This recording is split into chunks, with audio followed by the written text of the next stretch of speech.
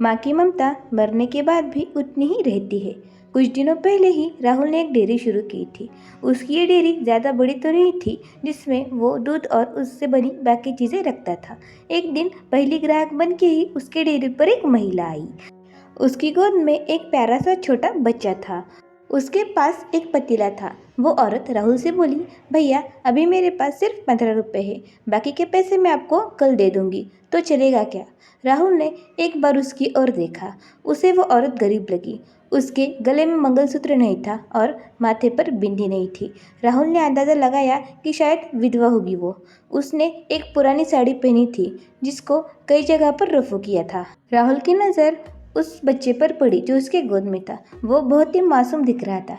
राहुल ने उस महिला की तरफ देखा और बोला, कोई बात नहीं बहन, आप मुझे बाद में पैसे दे देना। महिला ने राहुल से कहा, मैं आपको कल पैसे ज़रूर दे दूंगी। यही पास ही में रहती हूँ मैं। उस तीसरी गली में मेरा एक छोटा सा घर है। राहुल ने मुस्कुराते हुए बोला, कोई बात नहीं बहन, कल पैसे ना हो तो आपके पास जब पैसे होंगे तब देना। फिर वह महिला वहाँ से चली गई। अगले दिन वह पैसे लेकर आ गई और राहुल को पैसे देने लगी। तब राहुल ने पैसे लेने से मना किया और बोला, नहीं बहन, यह पैसे मैं नहीं ले सकता, क्योंकि कल आप मेरी बोनी की थी और मुझे 3,000 का फ़ायदा हुआ। आप मेरे लिए बहुत लकी साबित हुई है, इसलिए यह पैसे मैं नहीं ले सकता। राहुल की यह बात सुनकर वो बहुत खुश हुई, क्योंकि पति की मौत के बाद सबने उसे सिर्फ ताने ही दिए थे और उसके ससुराल वाले ने तो पनौती कहकर उसे घर से ही निकाल दिया था। उस औरत ने राहुल से पूछा, भैया आप रात को दुकान कितने बजे बंद करते हो? राहुल ने कहा, 8:30 बजे। क्यों? जवाब सुनकर वो महिला जरा नाराज हुई। राहुल ने उससे पूछा, क्या हुआ, कुछ काम था क्या आपको?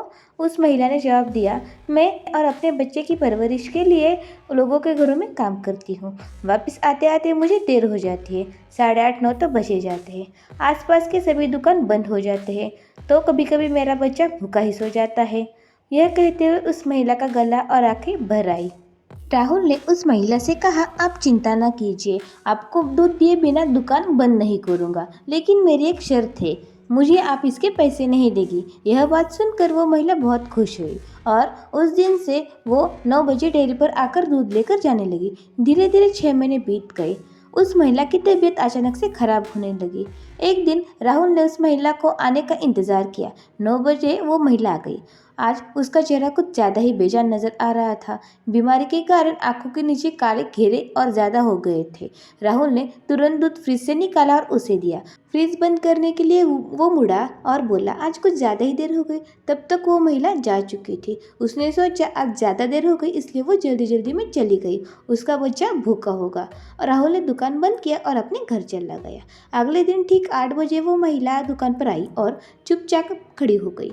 हमेशा की तरह राहुल ने उसे दूध दिया। राहुल को आज उस महिला में बदलाव साफ नजर आ रहा था। वो बहुत कमज़ोर हो गई थी। अगले दिन फिर 8 बजे वो महिला उसकी दुकान पर आई।